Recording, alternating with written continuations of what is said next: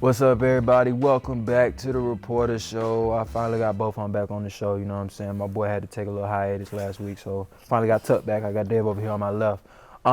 Normally, I started off with baseball, but I think this week I'm going to kick it off with softball because baseball's got a lot of information, a lot of good information, and I want to make sure I give them enough time to highlight that. With the basketball trying to come undone on you over there. Ghosting, what it is. I'm going to kick this one off with softball. Softball had a matchup against Oklahoma City, the 5th ranked team in the nation. And so going into this matchup, I'm pretty sure they knew that this was going to be nothing easy. They were going to have to bring their best game in every single game to just probably even get the split. Like, you just got to play good ball all the way around because when you're playing a team like this, they not 5th ranked in the nation for no reason. Yeah. They do everything right, you know what I'm saying? So, Can't take a day off, can't take a no, play off. you nothing. really gotta can't. show up. Exactly. So in game one, we had some good hits here and there, but the problem with game one was that we just couldn't put any of the hits together because it would be like, okay, this girl got a double this inning, and then nobody else would do anything that inning. And then a couple innings later, okay, this girl got a double here, but nobody else would do anything that inning. So it's just like just having a hard time putting hits together because we had about 4 or 5 hits this game. Not a lot, but still a decent amount of hits, and they were really good hits. They weren't like fluke hits. But just not being able to put them together. And what sucks about that was Adriana was on the mound, and you guys both know how dominant she's been of late. She was having a really good game here. She kept them at bay until the top of the 5th. OKC put together some big hits, and they were very aggressive on the base pass. And they took advantage of us being a little lazy, and they went up 3-0 in that inning. We ended up losing this one 4-0. So we went into game 2. And this was a little bit different. OCU's offense got going earlier this time around. They were catching some barrels. They were looking like they were the top 5 in the nation. But what I will say is we put up a fight. I did enjoy to see that. We had a couple base knocks and a couple bunts that caused some trouble in the bottom of the 4th that got it to within 1. It was 2-3. But then we just couldn't put anything else together. We ended up losing the second one 2-5. The thing I wanted to say about the second one is the same situation as game 1. I just feel like at the moment we're just missing a couple bats. You know, there's so many times in the games where we get somebody on base and you lead off with a double, and it's like nobody else comes up and drives them in. You know, we might lay down a bunt, but then that's 1 out, and then next thing you know, we strike out, fly out. You know, we still don't score the run. So I think right now in the lineup, we're just missing those timely hits, consistent hits, and just those bats that we need for those moments in the games where you get a big leadoff hit. You got to be able to get that run in. So we went into game 3, and game 3 was probably the worst game that we played this entire series because we just had too many errors. On the stat sheet, it said we only had 3, but I was at the game. We had more than 3 errors. I can guarantee you that. Top of the 6th, we had 3 back-to-back-to-back errors that allowed them to score a lot of runs. And it sucks because guess who was on the mound? Adriana. So it's just like you got a good pitcher performance on the mound. You got to be able to back her up. You got to back her up. Hit the ball. Exactly. And so she was having an efficient game on the mound, but they were able to score a lot of runs, and a lot of them were due to errors. I think they only had 2 or 3 earned runs. So even though we probably still would have lost without the errors, I think it's just mentally you don't want to have them. Whether you win or lose, you don't want to have those errors. So we go into game 4, and at this point, you just don't want to get swept. You don't want to get swept. It doesn't matter if they're top 5 in the nation. You don't want to get swept. It is what it is. Not a good feeling. It's not a good feeling, not at all. Especially at this point in the season, you're coming down to the end of the season. You need every win you can get. Exactly. Especially, I think, like you said, I think when we looked at it a couple weeks ago, we were 7th. I'm pretty sure we still are in 7th or 8th. I think right now we're in the hunt for the last spot in the playoffs. So we got to get it. So game 4. OCU looked a little rough. I ain't gonna lie, they had a couple of ground balls that were misplayed by OCU that allowed us to score an early run in the bottom of the 1st. But in the bottom of the 3rd, our offense came alive, man. It finally started clicking. We had some small ball pair with some base knocks. I'll go ahead and show you guys some of those highlights. It was Michaela that led off this inning with a single that just got by the first baseman. So it was good to get that offense going there. And, of course, Brooklyn, you know, she's going to get the job done. Yeah, she good for 1, so she hit a double that bounced over the fence. Honestly, we probably would have scored if it wouldn't have bounced over the fence, but when it bounced over the fence, it's an automatic double. Then Addie came up, dropped down a beautiful sack, but you can't ask for much more than that. You get the sack bunch, you get the run. Give up one out, but you got the run from it. And then, of course, we kept it going. Like I said, that small ball causes a lot of problems. When you speed up that defense, they're going to make some errors. And then Kaylee came up and hit a single into the outfield and, of course, scored another run for us to make it 4-0 in the bottom of the third. So offensively, that was a really good showing for us because it was put together. You know, it wasn't one of those situations where somebody gets on base at the top of the inning and we don't do anything else behind it. They had a really good inning there, and they carried that inning all the way to the end. Of course, OCU wouldn't be shut out the entire game. They did score some runs, but we ended up winning the last one 4-2. And like I said, this was one of those situations where we had everything that we needed. We had timely hitting, we had good pitching, and we had great defensive play. I think in this game it was only one error, maybe two. I could be wrong on that, but anyway, at the end of the day, we didn't make a lot of errors. We made the right plays on defense, and we hit the ball. And so we ended up losing the series 1-3, but of course we still took one from the number 5 team in the nation. I mean, you got to be. Of course, you want to win the whole series, but you're playing the number 5 team in the nation. I would assume they're probably second. Probably, I think USA was first in conference, but they're at least second. So a good team. You want to win, but you know, if you don't win, you don't really just expect to win that. You know what I'm saying? Like, you're going to have to play really good softball to win. So, obviously, we knew that we weren't going to win the series after it was 0-3. But for them to come out and still show some effort and steal one from, I think, is big. And actually, funny enough, I talked to Coach V in the weight room, like, literally right before I got here. And I was just asking him how it was going and how he feels about being in 7th. And he actually said that he felt like this weekend, even though they only won 1 out of 4 games, he felt like this is the most consistent effort and fight that they put in all year. So, and I mean, it's April, so that's the time you want to be playing your best ball. So he felt pretty confident about the remaining games. He says they're still 7th as of now. I think they can still maybe steal 6th or 5th maybe from somebody else if they win a couple games. But he said his personal goal before the season was to at least make the NCCAA national tournament, and so they have to be 500 or better to do that. And so in order to be 500, we got 10 games left. He told me we got to go 7-3 or better in these next 10 games. So it's starting to heat up for him, but I do think it was good to hear him speak some positivity on this past weekend against a more than worthy opponent. So, you know, maybe they're starting to turn the page a little bit and play their best softball. I agree. I mean, hopefully they use that momentum from stealing that last game and going into their next 10. Like you said, I mean, having to go 7-3, pressure's going to be on them regardless. But I do want to give a huge shout out to Adriana for staying so consistent and so. I mean, I would say dominant. Like her personal performance has been very dominant out on the mound. So, I mean, it's great to see that. Realistically, I think judging off this past series, the biggest problem is consistency on the offensive end. Like that's all it comes down to. Clean that up, play with some energy and some pride, and I think they can make it. I think with that being said, like more on what Coach Villa said, he said, you know, people on the outside feel like we've kind of underperformed this year, or I mean the softball team. But I think we got to we're being a little bit hard on them. We got to remember last year was their first year playing in the conference, and I'd say they overachieved last year. Nobody expected them to be any good, so now it's like, okay, we expect them to make another leap. Well, last year they were still pretty dang good for their first year, so, I mean, it's not going to happen overnight. We're still a brand new program, a growing program. Like, we don't even have anybody who's been from freshman to senior on the team yet. So we got to give them a little bit of a grace period, but at the same time, you know, they can go compete right now. Like, there's no reason they can't. But I think, you know, for people to act like they're underperforming, I don't think that's a fair judgment to them just because they had a great first year last year. You know, it's hard to take that next step to be a contender in the conference, and then we're learning that right now. Because, like you said, it takes culture. It takes the team to be able to build, and like you said, if they don't have anybody that's been there, that can help those people that are new to the team be able to find that same type of rhythm, it is hard to grow a team consistently. But what I like that you said is that we got to give them credit for what they've done, because I think a lot of the times when you see series like this, you overlook the little stuff. And right now, we gave OCU their 7th loss of the season. So they've played about 40 games, and we're one of the teams that gave them a loss on the year. So whether we lost the series or not, that's a big game to win. That's a big game to win. And they also played very well against the Drovers. I think they had those 2 games in the first part of the series that were really tight games. We didn't score a lot of runs, but we kept it really close. And so, like you said, you just got to give them some credit.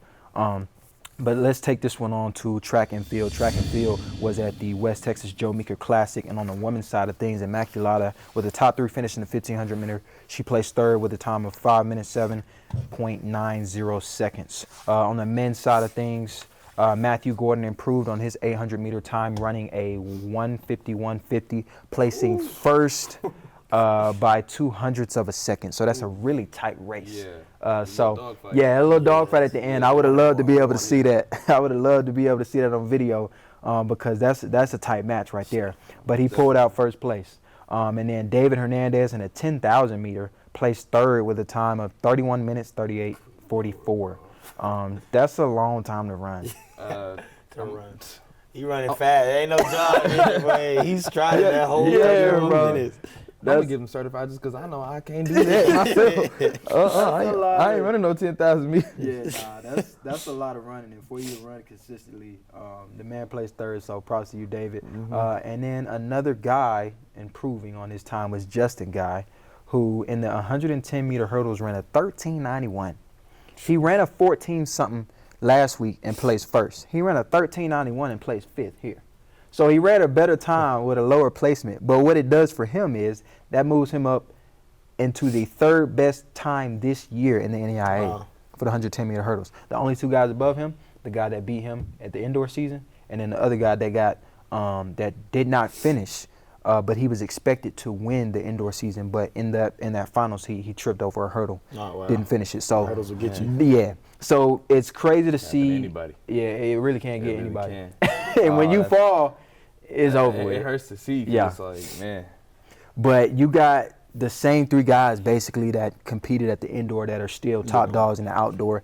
And I don't want to say you don't see it often, but you do see some discrepancy between 60 meter guys and 100 meter guys, because sometimes those guys that are really good at the 60 meters, they top out earlier than the guys that run longer at top end speed.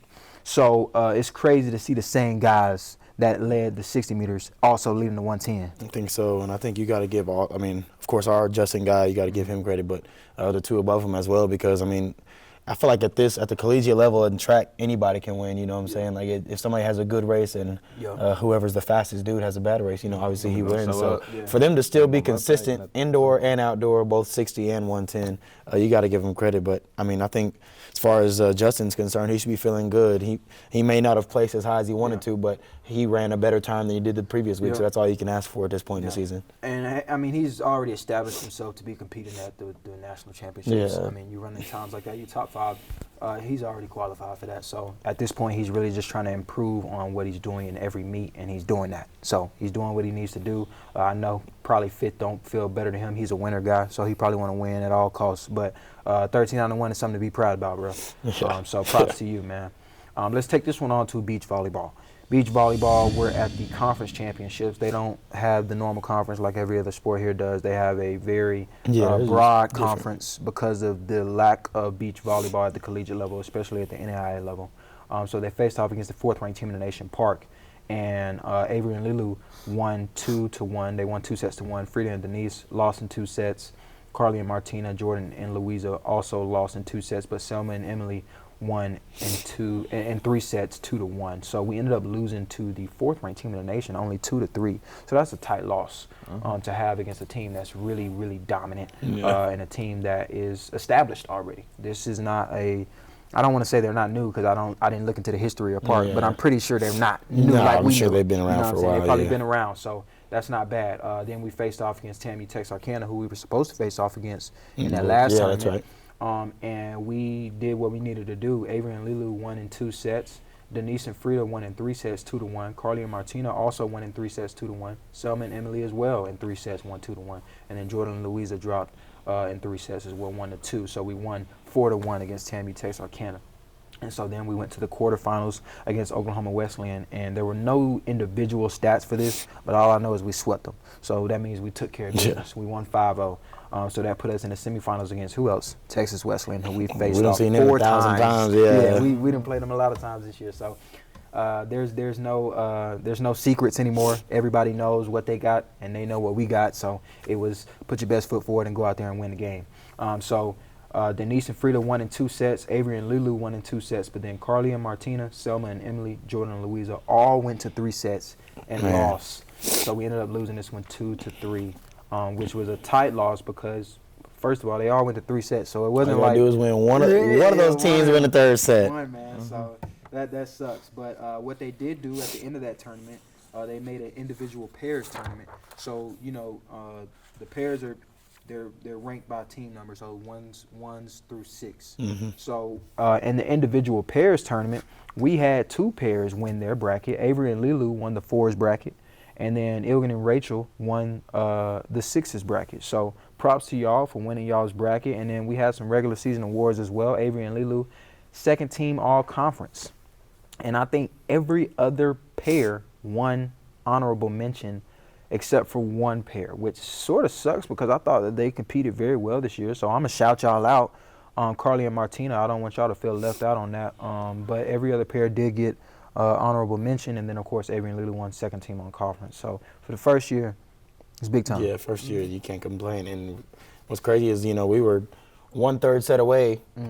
We had 3 chances for making it to the conference finals in our first year. So I don't think there's anything to hang our head on. And I think they still have a couple qualifiers for nationals or something. They're still playing. They're going to Alabama, bro. Yeah, they're going all over the place. They going to my crib, man. They finna go to Gulf Shores. Yeah, well, that's crazy. They're not going to be in Plainview for the next month and a half. It seems like they've been gone for a while. So at the bare minimum, they're at least out there having some fun, enjoying their time. So I props to them and wish them good luck in these next, I believe, 2 tournaments left. Okay. That's cool.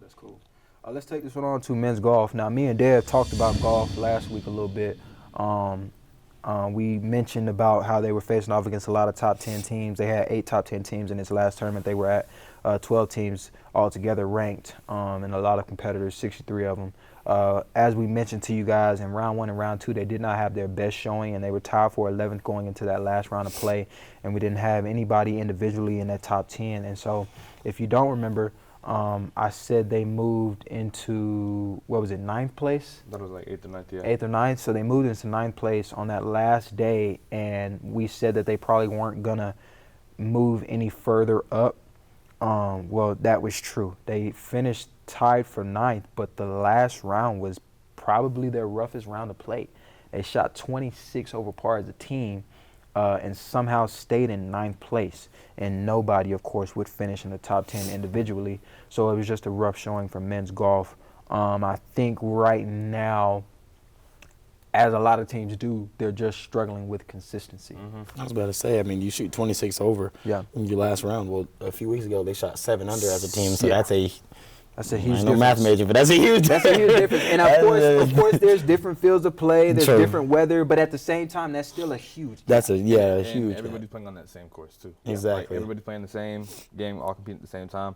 And yes, this tournament was pretty stacked. Yeah, it was stacked. So I want to look at the positive as much as possible. I guess placing 9th within that competition is okay. And we're 8th in the nation, placing 9th behind every other team that's probably ranked above us. Exactly. I think only 2 teams finished above us. It's not something to be completely disappointed in, but we all know, we're all very aware that that's nowhere near our standard, nowhere near our brand of golf.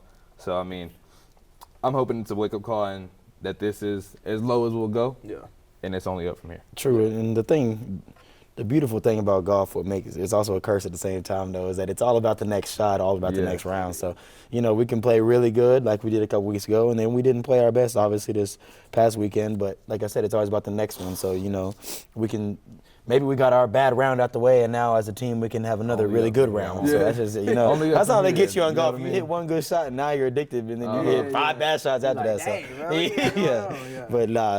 but all jokes aside, though, maybe that's one of those rounds you need to just get out of your system, and maybe we didn't play our best, but we can only pretty much go forward from there. It's a mental game, and we all know that. So hopefully they showcase that going forward. Come on, we had the Masters this weekend, so if you ain't watched that and get motivated, man, I don't know what to tell you, bro. That was a good little watch. It was, it was a fun watch, bro. I normally don't tune into golf like that, but I did enjoy watching it. I was like, you know what, let me watch this player, man. He completed, what was it they call it when you got 4 major wins? Grand Slam. Yeah. That's pretty tough right there, man.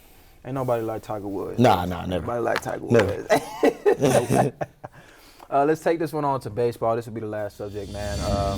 Baseball, as you guys know, we talked about their travels last week and how they were going to have to mentally stay locked in. They've been on the road for a long time, long days. Yeah. They didn't care nothing about that. They didn't care nothing about that. They went out here and played like they was on fresh legs. They went to the midweek against Arlington Baptist. They won that one 13-1. Took care of business easily. That was basically a warm-up for them. It was a bullpen day. They used a lot of guys out of the pen. I think they used 6 guys in all, and all of those guys only combined for 1 walk.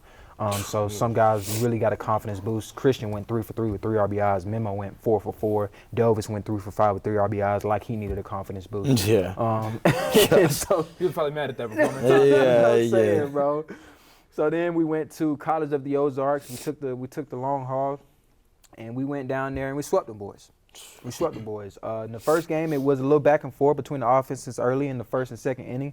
Our offense was probably wide-eyed, though, because they were playing at a really, really small field. Straightaway was 380. If you know, at the collegiate level, most college fields at the minimum, dead center is 400. So for them to have a 380 straightaway dead center, down the line, it was even shorter. So it was just like, You have a field day. yeah, you're going to have a field day. And especially when you're a team that hits a lot of home runs already, when you go to a smaller field, excited. yeah, they probably got Yeah, really yeah, excited, man. They was, yeah, you already Eyes know. open wide. Yeah. Ooh, yeah. Exactly. The kid in the candy shop. They was happy to be there. So we're going to handle lit. business right now today. You're absolutely right, and that's exactly what they did. Samuel and Christian both hit a big fly in those first couple of innings. Samuel hit a 2-run home run, and Christian hit a 3-run home run. Ozarks did answer with a solo. With a homer of their own. It wasn't a solo, so they made it 5-3 going into the third inning. But from that point forward, it was just all Wayland. The sparks would dwindle out for both offenses. But a key moment in this game came in the bottom of the third. Ozarks had bases loaded with 1 out. We ended up going to the pen.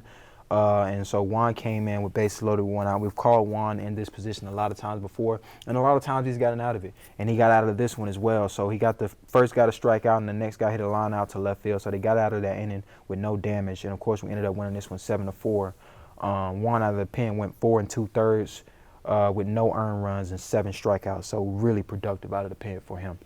We went into game 2, and as I said, we're playing a small park, so you got to expect some fireworks. Felix joined the home run parade with a 3-run home run in the top of the first, so that's a way to open up a game.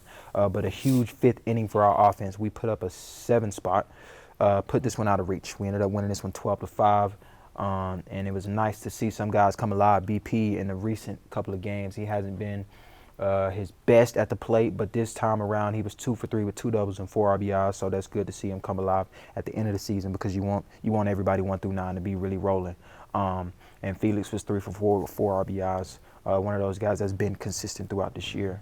So game 3, just looking for the sweep here, of course, and they did just that. They had they completely dominated this team. This team didn't really show us any competition. We 10-run ruled them. Samuel had himself a day with 2 2-run home runs, which makes him now Wayland's all-time home run leader with 54. Wow. 54 home runs in his career. Yeah. So that's big time for him. Riley had a day. He was 3 for 4 with 3 RBIs and a solo home run. And on the mound, Potts had 9 strikeouts, only 3 hits, and only allowed 1 run. And he was also sack pitcher of the week. And then the last thing I'll say about baseball before we just get into some details about them is Cooper also set all-time record for Wayland with the amount of walks in a career, with 99 walks in a career. That's crazy. Bruh has a phenomenal eye at the plate. You gotta say, he got a good eye. He got a good eye. Really scared of him. Maybe a little bit of both. Yeah, man. He's a consistent hitter, so he's a really good guy to have in the lineup, especially at the top half of the lineup. But I want to talk about some of these things that are really just huge for baseball this year. Baseball, that was their 7th conference series win. That was their 4th conference sweep this year. And since mid-March, they're 16-1. Ooh, man. And with the series win this weekend against Central, which it should be a sweep, but we don't have to sweep. If we just get the series win, we finish as regular season champs. Wow. Now, what does that mean for baseball? That means they get an automatic bid to the opening round of the national tournament. We haven't made the opening round since 2016. Yeah, that's big time. That's historical. Yeah, this is a big time. It's a big year, man. You got to, shout out to Coach Todd. I just call him Coach Todd. What's Weldon. That? Weldon, yeah. Shout out to Coach Weldon, man. Our team is as hot as anybody, and I feel like it's very easy to lose focus, all the traveling that they did. And Branson is it's a cool little city. There's a lot to do. It's easy to get distracted, to say the least. But, they went in there, and they didn't care none about what Branson had going on, and still got the job done. Yeah. So, you got to give the coaching staff credit as well as the players, man. They're just, they're as hot as anybody in the country right now. They are. Coach Todd, man, Coach, why am I having a brain fart? Because I know all these guys. But they're gonna be mad at me, but it's okay. Sometimes you get a brain fart on camera, y'all. It is what it is. But Coach Todd, and then you got the pitching staff. Dang, bro, what's going on with my head right now? I'm not locked in because I played with him. Connor Leach. They hired him on to help with the bullpen, and he's done a really good job with the bullpen. And then of course, you already know Coach Cook has been here for some time, and he does his thing with the hitters. And right now, you cannot deny that something that they're doing, it's been working. It's working. So shout out to all of y'all. I'm sorry I forgot your name for about 30 seconds. But Coach Cook, Coach Weldon, and Connor, man, all of y'all doing some great things. And, of course, Johnny as well. But everybody has a part in this season. And right now, they're reaping what they've been sowing. I can say that because in recent years we've had a lot of talent come through here, and you would think that we would have had years like that in the past, but we didn't. But there's a lot of guys on this team right now that have been through those years where we had the talent and we didn't get the job done. And so a lot of these guys are about to leave this year, so it's good to have them going out on their best leg. Facts. I'm not going to jump the gun because crazier things have happened, but with the sweep or with the series win this weekend, we'll be in a national tournament, man. And that's crazy to say because that hasn't been in sights for us in a long time. True. In a long time. I feel like at this point in the season, since I've been at Wayland, we've kind of been behind the 8 ball where we have to go win a couple games in the conference tournament. And that's never easy, especially when you're going to those teams who are hosting it, and you always got to see those Oklahoma teams who are usually rolling around this time of year. So, man, if we could clinch it on Saturday, I think that would be big time. But I also think the students need to start showing more love. It's like, man, they're about to do something they ain't done in a long time. Like, we gotta show up to more games and be more present when we are there. A SAC championship, other than men's wrestling, they'd be the only team to bring one home so far this year. I think track still has a chance, obviously. Softball, you never know if they could win the tournament, but I think a SAC championship would be huge for them. It would be very huge, and like you said, man, students, y'all got to show up. Now, what I will say is I know they have a home series this weekend. It's Easter weekend. I know y'all going home to enjoy your time, but the thing is, with them being #1 in the conference, they get to host the first round now. They have changed some things, so y'all still got another opportunity, a last opportunity, a huge one at that, to watch them play in the conference tournament in the opening round. And when that time does come around, of course, we will inform y'all on that. But y'all got to pack that game out. Yeah, for sure. Got to pack that one out. But that's really all we got for y'all this week. I mean, if y'all wanted to pick a player of the week.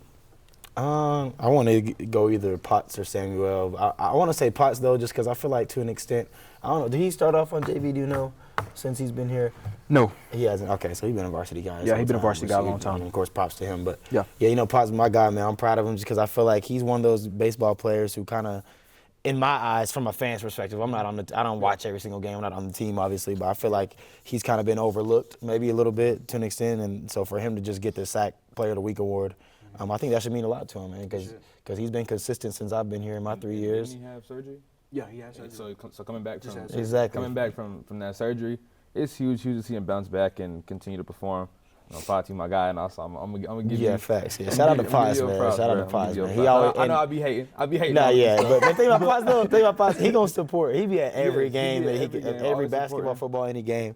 He's usually there. So man, yeah, I'm glad to see him get his flowers. The team is as good as it is out and about. I mean, he's probably a great leader to have on the team, a great guy to just a real glue guy to the team, and he's out there performing and doing his stuff out there too. So. Yeah, Pops is a worker, man. He was here, of course, when I played, and ever since his freshman year, he's been on varsity. He's always been grinding. He's one of those guys that he works hard, and he's got a really good attitude. He's a likable guy, so it's good to see him get some recognition there from the SAC. So shout out to you, Potts. Let's get into. Go ahead. I was gonna say, but even though he's my guy, my bid for certified would be one of the dudes who wrote or was an all-time leader. Oh yeah. Samuel or Coop. Coop, yeah. I mean, see the thing about nothing to take away from Coop, but like when when you like all-time leader in walks compared to an all-time leader in home runs, for sure. you're gonna give it to the That's home what I'm run saying. guy because you know One of you them, mashing. They both did their thing, but you mashing. yeah, home runs is that's a big flex. Like That's a big flex. Potts, granted, you still my guy, bro, but yeah, Samuel, you an all-time Wayland leader, bro. You got it this week. That's tough. Sure. That's The tough. thing about this, how about this? I'm gonna give it to Potts this week because look, put it like this. The record ain't going nowhere. He might just build on it. He might break it again this weekend. He'll break his own record. So if he don't get certified this week, then he for sure gonna get it the next time he hits a home run because he broke the record again. Yeah, he's gonna just build on it. He's just gonna build on it until he's gone, man. I think with the rest of the games that we have, he could very well get to 60. Well, I was about to say you gonna go over or under 60. I think he get over. I'm putting at the reporter show. If you count postseason, yes. if you count postseason, I'm going on the over. Because I'm picking him to go on a run. Yeah. A huge postseason run. And if that's the case, he's going to perform big. I'm going on the over. Hey, man. Going over? We do not endorse any form of sports gambling, none of that. I don't care what they're talking about. Talking about over, under. I think he's going to get 60, but no, we're not telling y'all to go bet the house on it. We're not it's a fictional bet. We're not doing no gambling here. Speaking of gambling, you know, NAIA, they dropped a new little thing called the right way to play, man. You know, we got to make sure that we announce the right way to play. I don't really know the whole details of the right way to play, but I think it's just they're just trying to make sure that they emphasize on sportsmanship and just the fact that if you come into the NAIA to play ball, you're gonna enjoy yourself. And I think that's the truth, man. The NAIA has a lot of opportunities for you, especially because some schools, they allow you to stack those scholarships. You can get athletic and academic. You ain't gonna be able to get that at NCAA. Now, what you can get at NCAA, that's big time money. Yeah, but NAIA. at the NAIA, if you ain't a top dog, you can come to the NAIA and stack your money up as well with scholarships. So, but I think the right way to play is, I think the main goal of it is, especially being at a school like we're at, we're a Christian-based school. I think it's just being able to treat people well, even in competition. You know, I think a lot of times when you playing somebody across you, you want to dog on them and get rude. Now the thing, you know what I'm saying? Because at the end of the day, this man over here, keep going, keep going. goofy. I can't stand those daggone trash talkers, bro. But at the end of the day, man, you know, y'all gonna shake hands. You might even be buddies with bro across the way. That might even be your homeboy from your hometown or something. So at the end of the day, you know, you might talk your game during the game, but you also know you gotta play the right way and you gotta respect your boys across the way. Don't come to our stands talking crazy when you win a game. You know what I'm saying? All that extra stuff. We might do it to y'all, but don't do it to us. You know? I'm just playing. But yeah, I think that's cool. But we're gonna go ahead and get into these upcoming games and close this one out. Baseball does have a midweek against Southwest. Thursday, beach volleyball. Like I said, they're going to be going to Gulf Shores, Alabama, at the Small College Beach Championships. Track and field will be at WT. Friday, baseball against Central at 4 and 6, and on Saturday, baseball versus Central at 1. And softball has a weekend series at MacU. And that's all that we have this week. Like I said, it's getting short. It's getting real short, but I enjoy that. So let's work for me. More work for me. Well, we only got, as far as us 3 on the episode, maybe 3 more? Maybe 3 more. I think 3 more at the most, honestly, which is crazy. Y'all boys gonna leave, man. But we ain't gonna reminisce on the show. We'll talk about that after.